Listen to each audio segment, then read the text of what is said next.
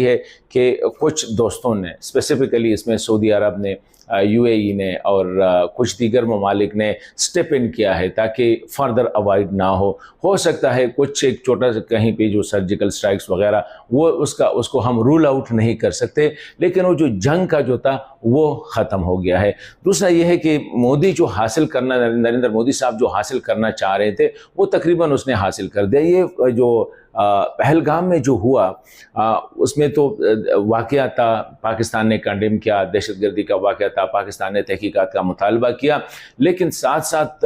नरेंद्र मोदी ने विदाउट तहकीकात पाकिस्तान पे जो है इल्ज़ामात लगा लिए और उसके तहत उनका जो मतमे नज़र था सिंतास मुआहिदा यानी इंडस वाटर ट्रीटी, उसको पहली कैजुअल्टी जो है ना उसको बना लिया और वही उनके